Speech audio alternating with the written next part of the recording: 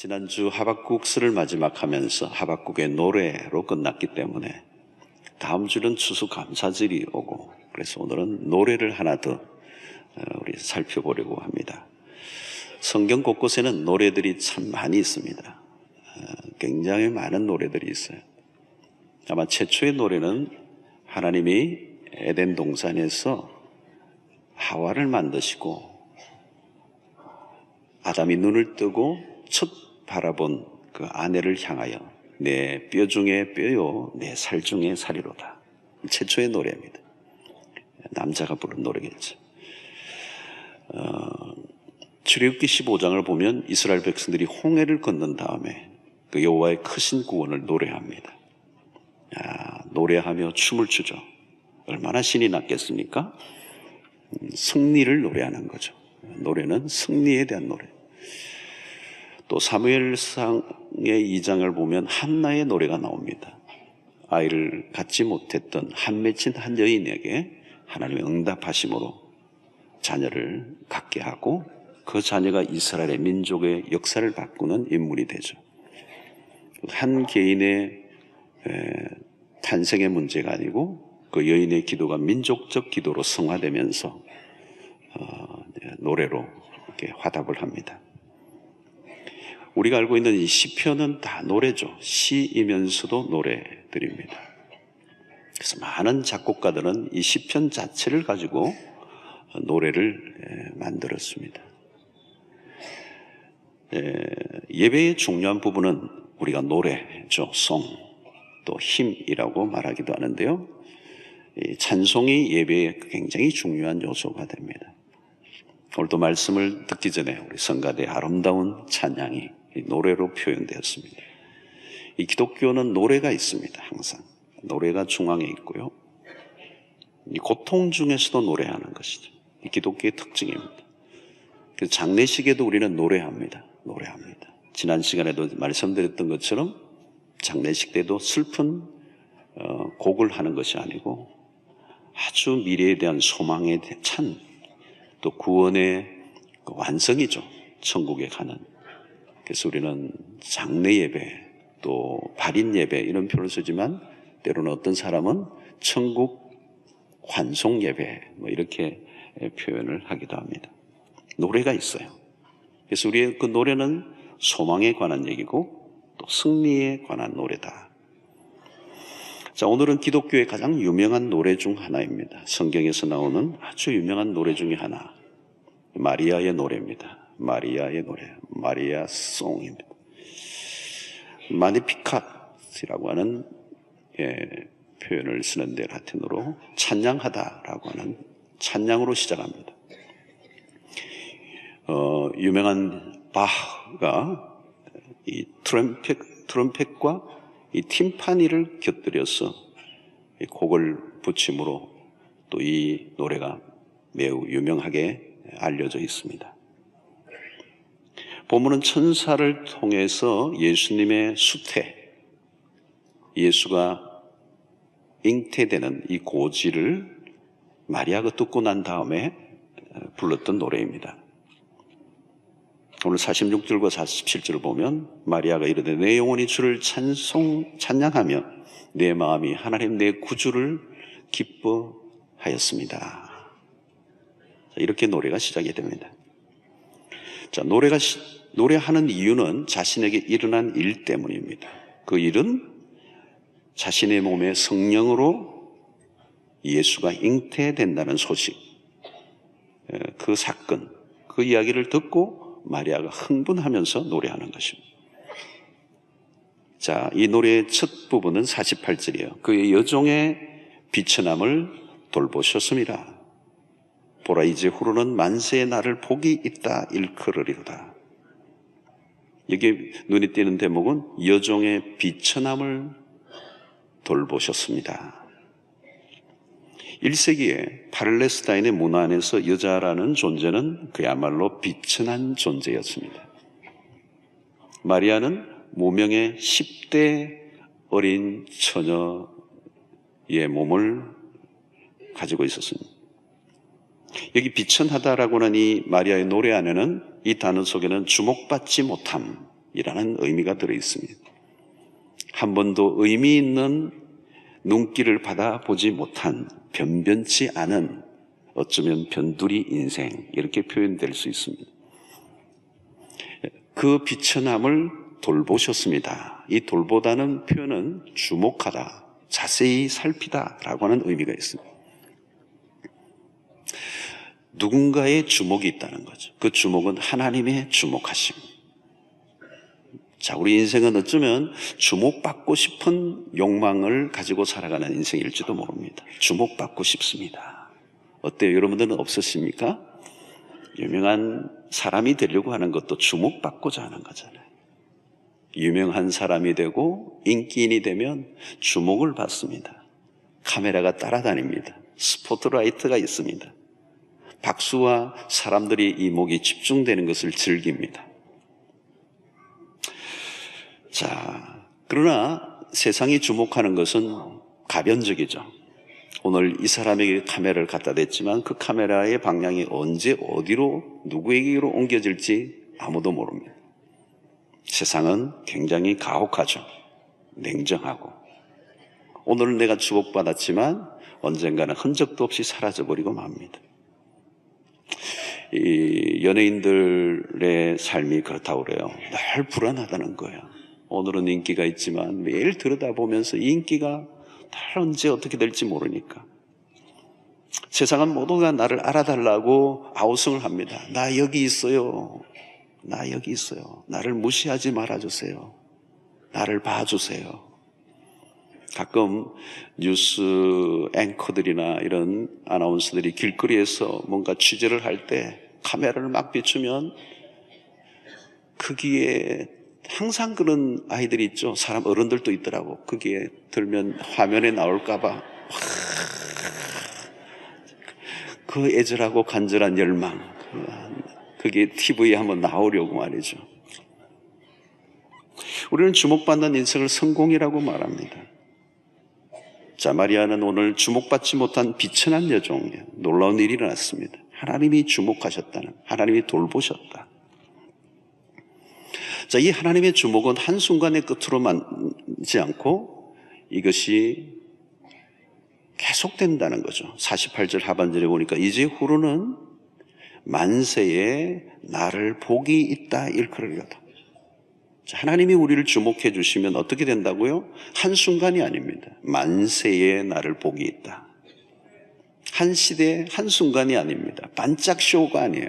하나님이 주목하신 인생, 만세에 복이 있는 사람이 된다는 거죠.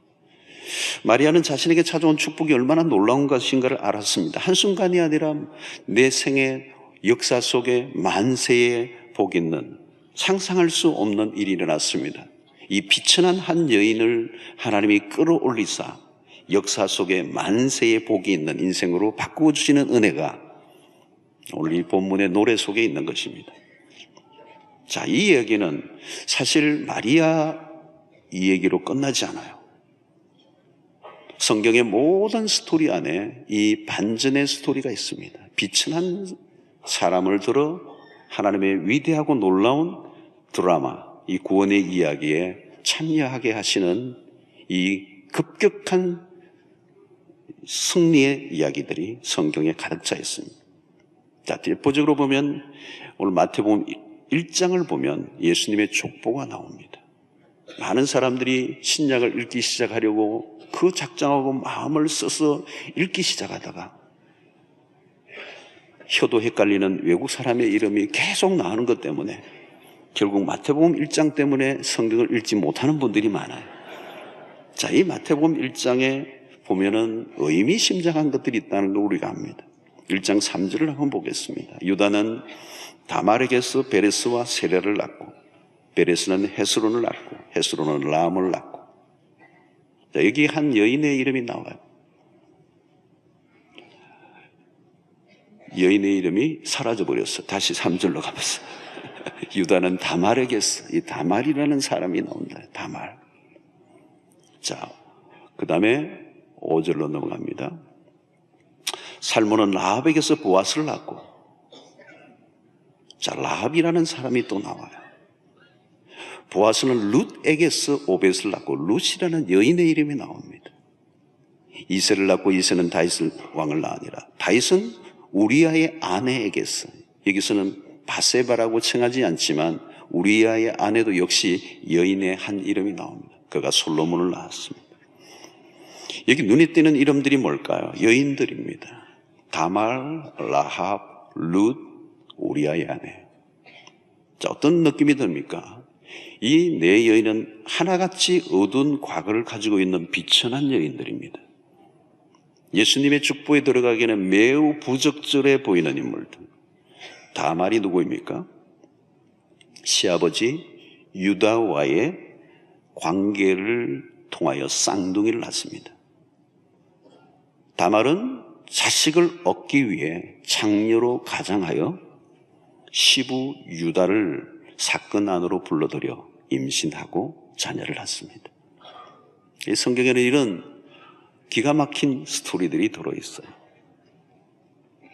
그것이 지금 예수님의 족보 안에 들어가 있는 인물의 얘기입니다. 라합이 누구입니까? 여리고 성의 장녀입니다. 이 족보가 험악해지고 있잖아요. 자, 우리아의 아내 바세바가 누구입니까? 다윗과의 관계를 우리가 잘 알고 있어요. 룻은 누구입니까? 그 역시 인생의 밑바닥을 쳤던 이방 여인입니다. 이방 여인. 그러니까 아무도 쳐다보지 않을 비천한 운명에 처했던 그가 다윗 왕조의 정조모가 됩니다. 자, 예수님의 족보를 인간적인 관점에서 보면 매우 혼란스럽죠. 여인들은 모두 눈에 띌 만한 인생이 아니에요. 주목받지 못했던 인생, 구겨지고 망가지고 어쩌면 매우 수치스러운 과거를 가지고 있었던 여인들. 하나같이 역기능적 가정사를 배경으로 하고 있습니다. 족보의 4명의 여인의 이름을 보는 순간 우리는 말도 안 돼. 왜 이런 사람들이 여기에 신성 모독적인 느낌을 받습니다.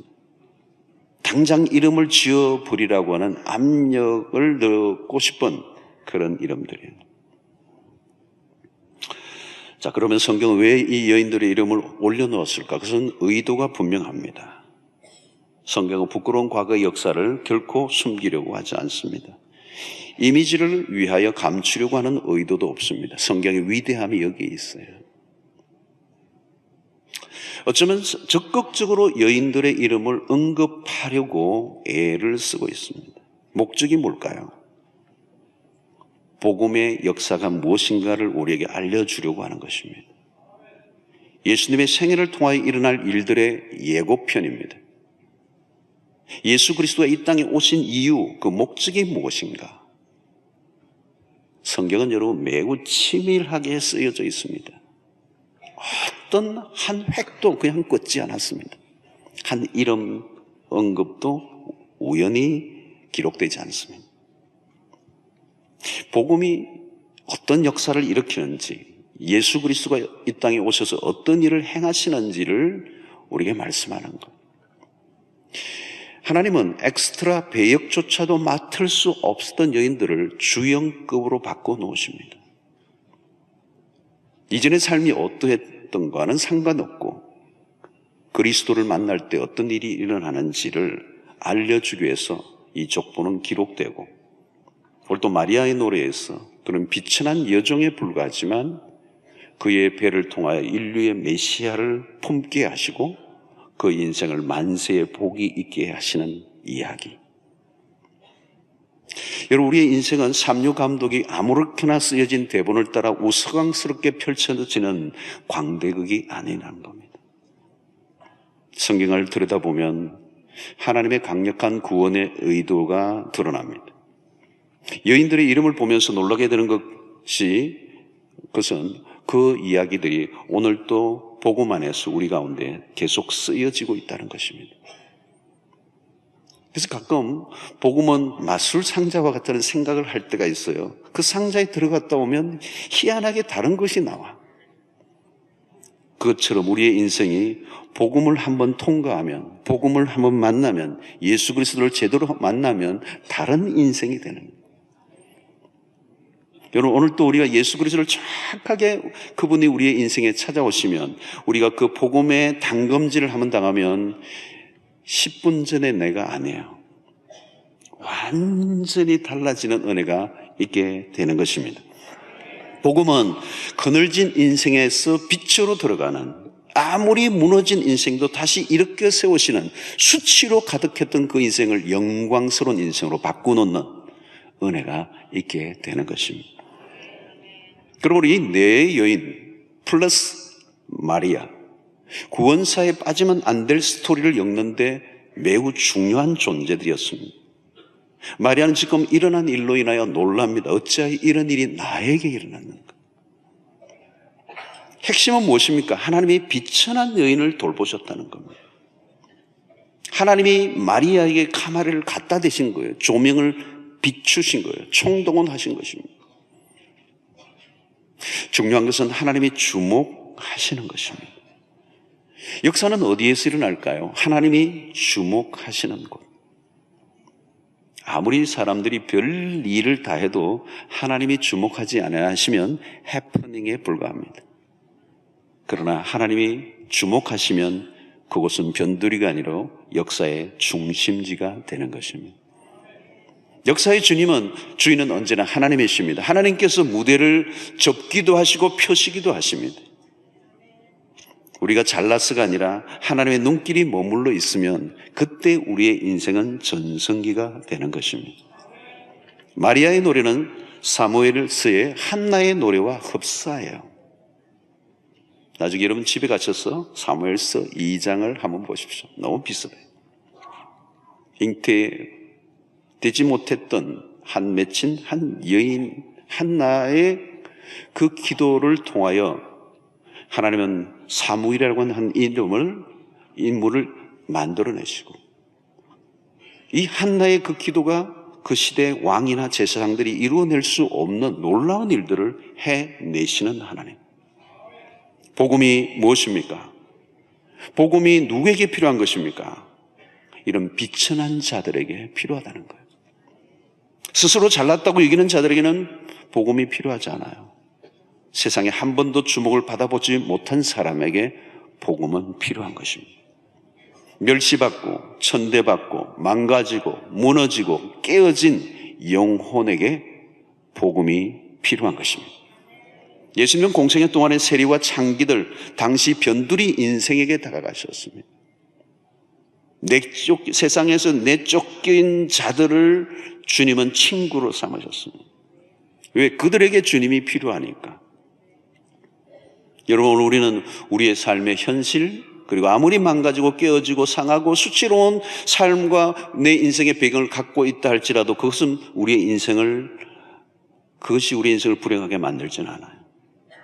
믿을 것 없고 의지할 것 없고 망가지고 바닥까지 내려갔다면 그것이야말로 주님을 만날 시간이 된 것입니다. 예수 그리스도를 만나면 우리의 연약함과 우리의 과거, 우리의 모든 깨어진 것은 문제가 되지 않아요. 내가 어떤 형편에 놓였느냐, 얼마나 부끄러운 과거를 갖고 있느냐는 문제가 아닙니다. 예수 그리스도가 우리에게 찾아오시면, 하나님이 우리의 인생을 주목하시면 내 인생은 비천함에서 만세의 복을 받는 은혜, 구원의 은총이 임하게 될 줄로 믿습니다. 마리아가 노래하는 것은 뭘까요? 오늘 49절을 보니까 능하신 이가 큰 일을 내게 행하셨으니 그 이름이 거룩하시오며, 마리아는 하나님께서 행하신 것에 대해서 관심을 갖습니다. 그녀의 관심은 하나님의 능력입니다. 처음에는 자신의 일어난 일들로 인하여 찬양해요. 자신에게 일어난 일 때문에 찬양하지만 그 관심이 하나님에게로 초점을 옮깁니다. 마리아는 자신이 노래해야 할 분명한 이유는 하나님이었고 그분이 행하신 능력이었습니다. 자, 여기서 그가 말하는 능하신 이가 큰 일을 내게 행하셨다라고 하는 이 큰 일은 뭘까요? 바로 메시아의 탄생입니다. 아마 어쩌면 인류 역사의 가장 위대하고 큰 일이 바로 예수 그리스도의 오심. 자신의 배를 빌어 예수가 태어나실 것을 노래합니다. 마리아 노래는 우리에게 충격을 안겨줍니다. 왜요? 마리아는 처녀의 몸입니다. 예수의 잉태 소식은 닥쳐올 시련을 예고합니다. 처녀가 아이를 뱄다는 얘기. 당시의 문화로는 돌에 맞아 죽을, 아니요, 그 문화는 돌에 맞아 죽어도 모자랄 그런 문화였어요. 복음은 매우 위험스러운 시도였죠. 하나님은 한 어린 소녀가 자칫하면 돌에 맞아 죽을 수도 있는 일을 통하여 구원을 계획을 이루어 가시는. 마리아는 처음 천사를 통해 예수님의 수태고지를 받았을 때 매우 당황하고 놀랍니다.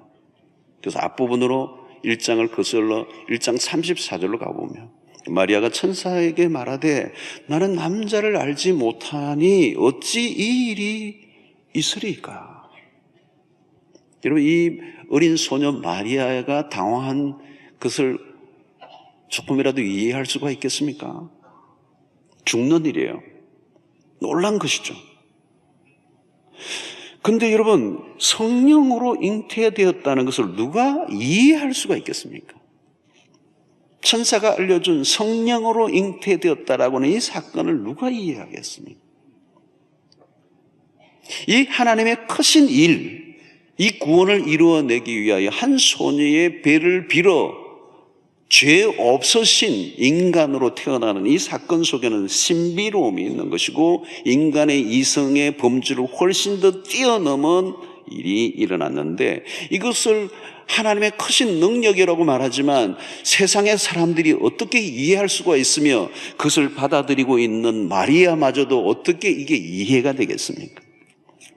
하나님이 인간이 되신다는 것을 우리가 어떻게 이해할 것이며 소녀의 배를 빈다는 게 무슨 의미인지 이것은 신비고 처음에 그 소식을 들었을 때 마리아에게는 그 예수의 탄생의 소식은 그 자신에게는 굿뉴스가 아니고 밴뉴스예요. 맞아 죽을 일이랍니다. 천사의 얘기가 계속됩니다. 1절 35절 전반부에 보면 천사가 대답하여 이르되 성령이 내게 임하시고 지극히 높으신 이의 능력이 너를 덮으시리니. 오묘한 말씀들이죠. 성령이 너에게 임하실 것이고 지극히 높으신 이의 능력이 너를 덮을 것이다. 낯선 대답이죠. 천사는 마리아에게 설명을 하는 거지만 마리아의 입장에서는 받아들이기 어려운 얘기예요.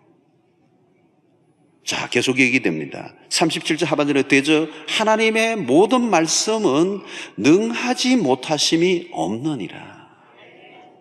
성령의 엄성입니다. 마침내 마리아가 반응합니다. 38절에 마리아가 이르되 주의 여종이오니 말씀대로 내게 이루어지이다 하매 천사가 떠나가니라. 놀라운 반응입니다. 마리아는 앞표현은 놀라고 당황합니다. 이해할 수가 없습니다. 천사가 계속 말씀합니다. 말씀이 능치 못할 일이 없습니다. 마침내 마리아는 주의 여종이오니 말씀대로 내게 이루어지이다 라고 하는 반응하는 거예요. 자, 여러분, 마리아가 이해를 하고 지금 이 반응을 했을까요? 아니에요. 이해할 수 없는 일이에요. 성령의 감동하심 속에서 믿음으로 반응한 것입니다. 사실 여러분, 어떤 때는 우리가 하나님의 말씀을 다 들으면 이 성경 안에 이해가 되지 않는 일들이 굉장히 많이 있어요. 우리가 믿음 생활을 해오는 과정 속에서 많은 난관들이 있었습니다. 막바로 처음부터 믿었던 사람, 이해됐던 사람이 없어요. 성경의 수없는 초자연적인 역사, 영적인 일, 하늘의 일들을 우리가 어떻게 이해할 수가 있겠습니까? 근데 많은 과정 속에서 하나님이 우리에게 믿음을 주셔서 우리를 여기까지 이끌어 주사 하나님의 말씀을 있는 그대로 믿는 단계까지 오게 하셨어요. 처음에는 그러지 않았어요, 여러분. 창세기 1장 1절부터 걸리는 거예요. 태초에 하나님이 천지를 창조하신다. 이것은 진화론에 찌들려 있던 우리의 문화 속에서 도무지 받아들이기 어려운 것이에요. 근데 다 통과했어요. 다 통과. 그래서 어느 날부터는 나도 모르게 아멘, 아멘. 집에 가서 보면 내가 그때 왜 아멘 했지? 그 아멘을 하나님이 하게 하신 거죠. 믿음을 주신 거죠. 의심이 사라지게 하고 그 말씀을 그대로 받아들일 수 있게 한 것입니다. 이해가 된 게 아니고 믿어져서 이해가 된 것입니다. 45절을 보면 주께서 하신 말씀이 반드시 이루어지리라고 믿은 그 여자에게 복이 있도다. 누가 복이 있다는 거예요? 믿은 그 여자에게 복이 있다는 거예요. 도무지 말도 안 되는 성령으로 잉태된다는 거. 난 아직도 남자를 알지 못하는데 도무지 세상 사람들이 이해할 수 없고 과학적인 방식으로도 이해할 수 없는 이 배가 불러오는 이 사실, 성령으로 잉태됐다는 이 사실, 이게 하나님의 큰 일이고 하나님의 능력이라고 말하는데 이해할 수 없는데 그게 믿어지는 거. 주께서 하신 말씀이 이루어지리라. 믿은 그 여자가 복이 있도다. 저는 이것을 다르게 표현하면 겁 없이 믿은 여자에게 복이 있도다. 겁이 없는 거예요.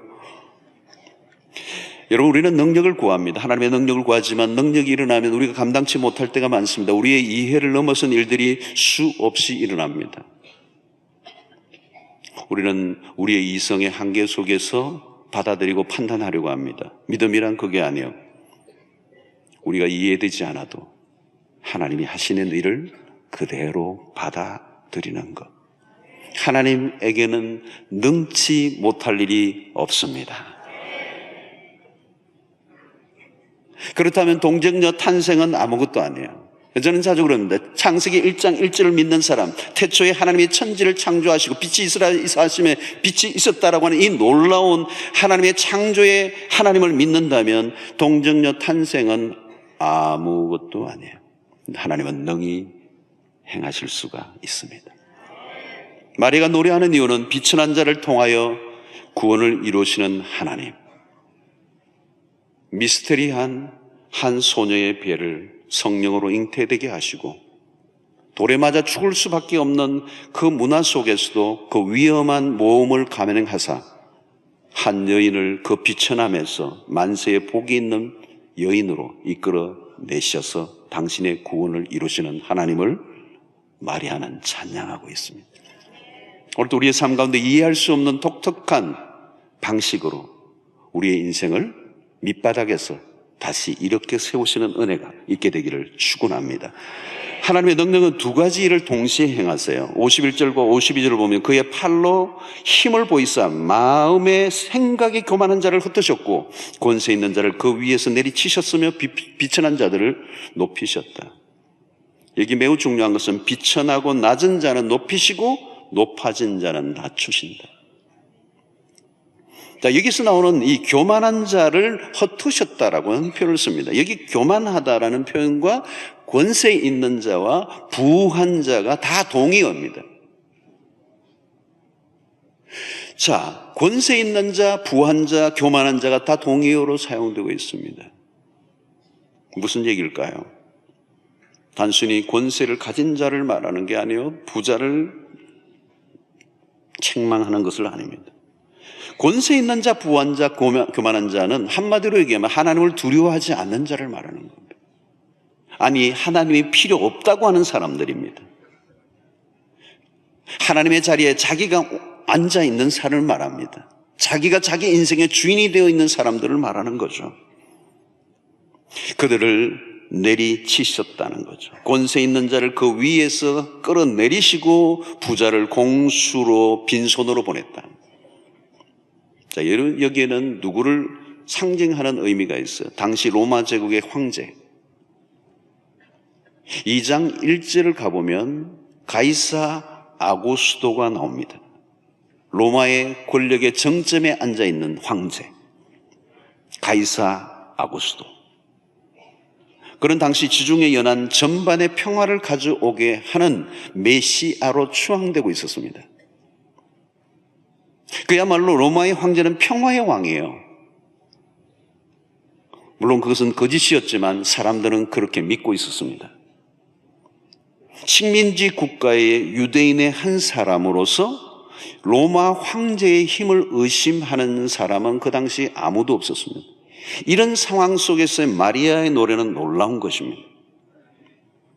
당시 로마 권력의 힘을 등에 업고 불법을 행하던 헤롯 왕, 유다의 헤롯 왕, 그 권력 아래 백성들이 신음하고 있었습니다. 예수의 탄생 소식을 들은 헤롯 왕이 2세 미만의 남자아이들을 다 죽여버리라고 명령합니다. 자신의 왕권을 무시하는 또 다른 왕의 탄생 소식은 기분을 상하게 하는 거죠. 로마의 황제도 마찬가지입니다. 유대인의 왕이 탄생하는데 가당치 않은 거죠. 그가 만왕의 왕이라고? 권세는 오직 하나밖에 없다고 믿고 있던 그들에게 만왕의 왕이라는 것은 웃기는 이야기입니다. 그러나 마리아의 노래 안에는 세상을 쥐고 흔들었던 권세에 대한 허무, 그들을 흩으시고 내리치실 것을 말씀합니다. 왜요? 진정한 힘은 오직 하나님에게만 있다. 하나님은 거짓되고 불법적인 권세를 내리치신다는 것. 겉으로 보면 로마의 가이사와 유다의 헤롯에 비교하면 태어날 아기의 예수는 단칼에 날아가 버릴 수밖에 없는 연약한 존재예요. 그러나 우리는 마리아의 노래에 귀를 기울여야 합니다. 51절을 보면 그의 팔로 힘을 보이사 마음의 생각이 교만한 자들을 흩으시고. 여러분, 출애굽기를 보면 종종 편팔, 강한 손, 능력의 오른손이라는 표현들을 합니다. 이 말은 아무도 저항할 수 없는 절대적 힘을 상징하는 것입니다. 마리아는 과거의 역사들을 단순히 회상하는 게 아닙니다. 예수 그리스도의 오심으로 일어날 예언적 성격을 표현하고 있습니다. 비천한 자들을 높이시는 하나님은 교만한 자들에 대해서는 가혹하시다. 우리는 잠언서를 읽다 보면 뇌리에 확실하게 꽂혀지는 아주 중요한 구절을 만나게 됩니다. 잠언 16장 18절을 보면 교만은 패망의 선봉이요 그만한 자는 넘어짐의 앞잡이니라. 이런 비슷한 구절들이 잠언서에는 반복해서 나옵니다. 하나님이 하시는 일은 뚜렷합니다. 교만한 자를 꺾으시고 낮은 자를 끌어올리신다는 것. 자, 오늘 여러분 보십시오. 53절을 보시면 줄이는 자를 좋은 것으로 배불리셨으며 부자는 빈손으로 보내셨도다. 줄인 자들의 배를 불리는 것은 로마의 가이사가 아니요 하나님이시라는 것. 하나님의 겸손한 자를 높이십니다. 마리아의 노래에서 우리는 뭘 배우느냐면 겸손을 배웁니다. 그녀는 자신을 스스로 낮추고 있습니다. 그의 여종의 비천함을 돌아보셨습니다. 이게 종이라는 표현은 노예라는 표현입니다. 노예. 항상 우리는 성경 속에서 이 종이라는 표현은 노예, 그 시대의 노예예요. 노예는 그 시대에 그냥 팔리는 물건이에요. 주인이 죽여도 괜찮은, 팔아도 괜찮은 노예. 비천함의 상징적인 단어가 종입니다. 그의 여종의 비천함을 돌아보셨다. 마리아는 자신을 겸손하게 낮추고 있습니다. 처음 하나님의 아들을 잉태하는 놀라운 메시지를 받았어요. 숨이 멎을 정도로 엄청난 일이 그에게 일어났습니다. 그러나 마리아는 착각하지 않습니다. 자신을 높이려는 의도가 전혀 없어요. 오늘날 로마 캐톨릭이 마리아를 너무 올리는 것도 성경이 말하는 의도가 차이가 있는 것이죠. 마리아는 자기를 높일 의도를 전혀 갖고 있지 않아요. 여러분, 사람들은 착각을 잘해요. 조금만 하면 자기가 적임자라고 말해요. 나를 뽑아주세요. 어디나 그러죠. 나를 뽑아주세요. 나를 믿어주세요. 나 기호 1번. 나 2번.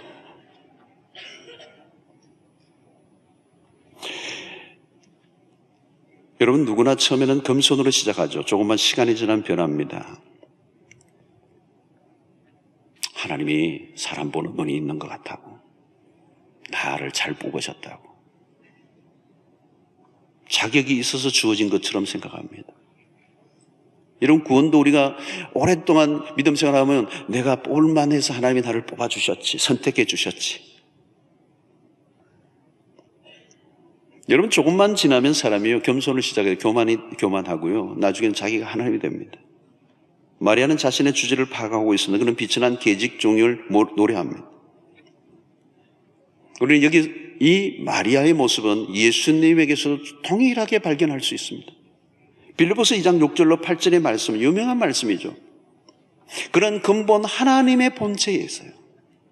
그런데 하나님과 동등됨을 취할 것으로 여기지 아니하셨는데, 하나님과 동등됨을 취할 것으로 여기지 아니하셨다. 오히려 자기를 비워 종의 형체를 가지사. 여기 종이라는 단어가 또 나와요. 이런 기독교 복음의 한가운데 이 종의 개념이 있어요. 종의 개념. 이사야서에서 이 종의 개념이 정확하게 나와요. 하나님은 종의 개념. 사람과 같이 되시고 사람의 모양으로 자기를 낮추시고 죽기까지 복종하셨으니 그 십자가의 죽으심이라. 자기를 비워 종이 되셨다는 거예요. 자, 여러분 보십시오. 그 어머니, 육신의 어머니 마리아, 나는 여종이라는 거예요. 나의 비천한 여종이라는 거예요. 그 아들 예수 그리스도 마찬가지입니다. 자기를 비워 종의 형체를 가지사. 여러분, 그 어머니 마리아도 아들 예수도 모두 자신을 종으로 부르고 있다는 사실은 오묘한 일치예요. 하나님께서 당신의 역사와 구원을 이루어 나가시는데 변함없는 원리가 이 안에 들어가 있는 겁니다. 주의 여종이오니 말씀대로 이루어지다. 나에게는 어떤 선택과 고난도 없습니다. 오직 당신의 말씀이 나에게 이루어지다. 나는 당신의 종일 뿐이다. 이게 그 마리아의 노래예요. 자, 세월이 흐른 후에 이 기도는 아들에게도 그대로 발견됩니다. 겟세마네 동산에서 아들의 기도는 이거예요. 나의 원대로 마옵시고 아버지의 원대로 되기를 원하나이다. 주의 여종이오니 말씀대로 이루어지다라고는 마리아의 노래와 그 아들 예수 그리스도의 겟세마네스의 기도는 동일해요. 나의 원대로 마옵시고 아버지의 원대로 되기를 원합니다. 아버지의 뜻이 이루어지기를 원합니다. 나는 당신의 종에 불과합니다. 하나님은 권세 있는 자, 높아진 자를 내리치시고 비천한 자를 높이십니다. 하나님은 겸손한 자를 부르십니다. 겸손한 자들로 승리의 노래를 부르게 하십니다. 사랑하는 성도 여러분, 우리는 언제나 하나님 앞에서 겸손한 자로 서 있어야 될 줄로 믿습니다. 우리는 자격이 있어 구원받은 게 아니에요. 우리에게는 공로가 없습니다. 우리는 아무리 보아도 자격 없음. 오직 하나님의 은혜. 바울도 마찬가지입니다. 그는 그리스도의 종이라고 하는 단어, 둘로스라고 하는 단어를 즐겼습니다. 그는 자신을 높이지 않아요. 만삭되지 못하여 난 자와 같다. 죄인 중에 괴수다. 지극히 작은 자보다 더 작은 자라고 얘기하며 그는 끊임없이 자신을 더 낮추지 못해 안달이 난 것처럼 보입니다. 누가 그렇게 할 수가 있습니까? 그리스도가 누구인지를 바로 아는 사람들은 그럴 수밖에 없는 것입니다. 여러분, 그리스도가 얼마나 지극히 높으신 분인가를 아는 사람은 그가 스스로 자기를 비워 종이 되신 것을 아는 사람이라면, 그 십자가의 도를 깨달은 사람이라면 우리 자신이 누구인지를 알게 되는 것입니다. 하나님은 높아진 자를 내리시고 낮고 비천한 여종을 높여주셨습니다. 복음은 우리가 생각하지 않는 방식으로 이렇게 역사하는 것입니다. 하나님은 잘난 자들의 교만을 꺾으시고 비천한 자를 높이 올리셔서 노래하게 하십니다. 복음의 오묘함입니다. 인간적으로는 비천함이 복이 된다는 것이죠. 지금 우리의 상태가 중요하지 않습니다. 과거도 가리려고 할 필요도 없습니다.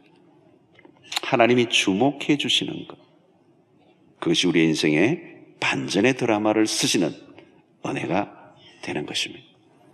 죽고 사는 것, 높아지고 낮아지는 것, 왕조가 일어나고 사라지는 것 다 하나님의 손에 달려 있습니다. 가난하게 되기도 하고 부하게도 하게 하시는 것은 하나님의 손에 달려 있습니다. 흥망성쇠는 하나님의 권세 아래서 이루어지는 줄로 믿습니다.